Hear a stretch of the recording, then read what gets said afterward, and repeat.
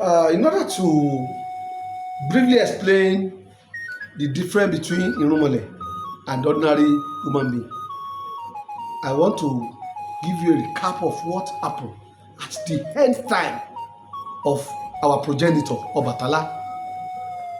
When he was, before the end came, he has told them that, look, whenever I complete my assignment on earth, when it is like time for me, when the end comes, all of you will know. But when the time comes, anything you want to ask, just be asking through prayer or whatever. The moment you are in the vicinity I am, just be asking for it. Olufon that I talked about the other time, who happened to be the firstborn of Obàtálá. Yes. His mother's name is Kelawe. Kelawe is the mother of Olufon, who born Akogbo Erujeje Adubo, the first Olufon for Obàtálá. But there's a particular wife, because Baba have so many wives. Wow. There's a particular wife that likes Obàtálá, the most, the favorite among the wife. Her name is Yemo. Yemo. He ended up becoming a deity. She ended up becoming a deity too. Yes, because he usually be with Baba. And Baba has told them that when the end comes, so whatever you like, just be asking for it. You know, like grab time, your copy. Yeah. So when the end came, when you see Baba's face, you will know that the end has come. In fact, when you are with people that are sick, you will see how their face will change. Everybody see that something is happening.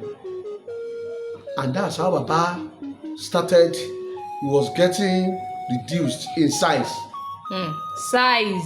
Getting reduced in size.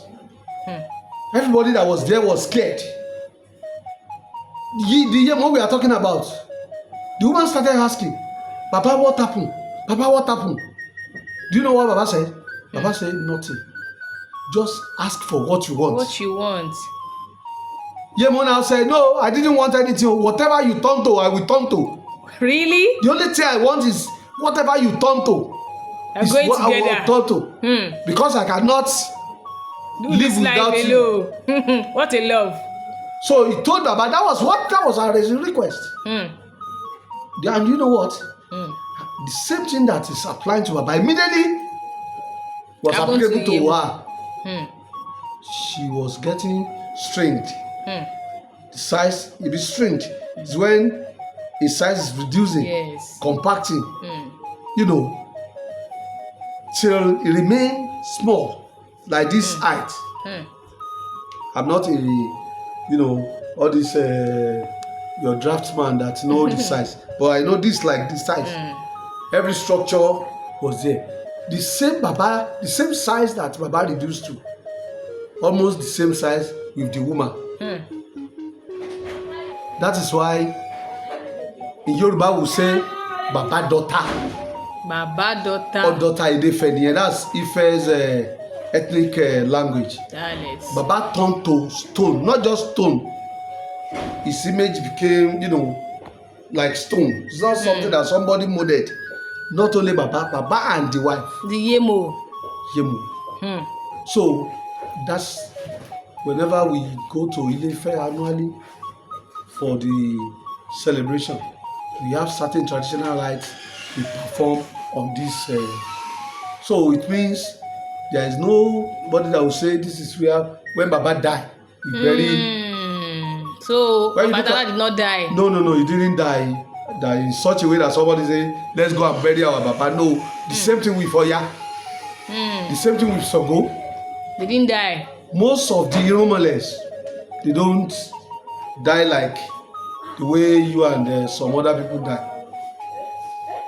So that is the best way to explain to you that the Irumole are different from ordinary human being. Human being. I think that will explain that. Yes, sir. Thank you very, very much. So the other time you mentioned other deities, the Hoyas, the Shangos, and all that. So what's the position of Obàtálá among other deities? The position of Obàtálá among other deities is very clear.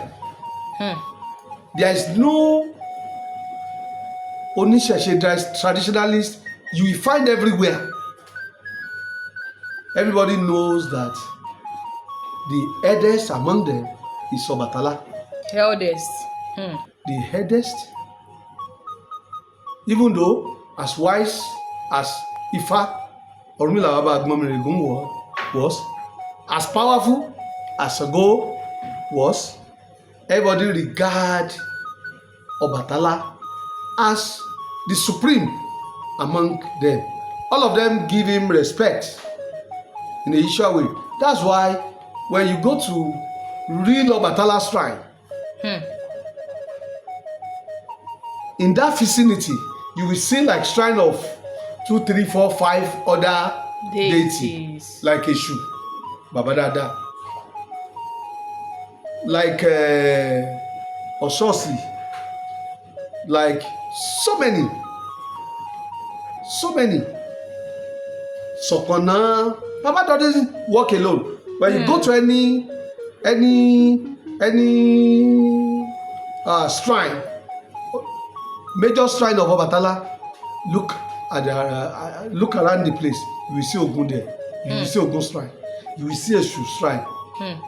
You will see Olóde shrine. You will see Ososi shrine. You will see Ọ̀ṣun. You will see so many. So it's a deity that try to unite others. He was a leader among them. He symbolizes unity, leadership. So he's not alone. Other works for him, and he never walks alone. Yeah, he's never walk alone. That's Liverpool. Baba was Liverpool, right? Now you are just making me to realize why I like that football team. Wow, so you are a fan of Liverpool too? I'm a fan of Liverpool. Maybe it's because of Baba. But I didn't know that maybe that I borrowed that virtue from my progenitor. Because he doesn't walk alone. No. Wow. Baba doesn't walk alone. That's good. Thank you very much for that beautiful explanation.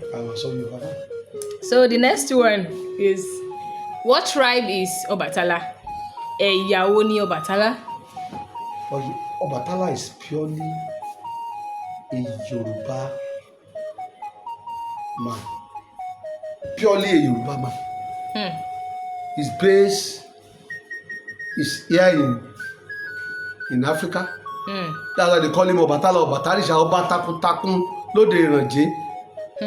The poet, when they translate that statement, Obàtálá, Obàtáríṣà, Ọba ti Àlà, the king of whites, Ọba ti àwọn Orisha, the king of other gods, Ọba takuntakun lóde Ìrànjé, a vibrant, a gallant man from Ìrànjé area.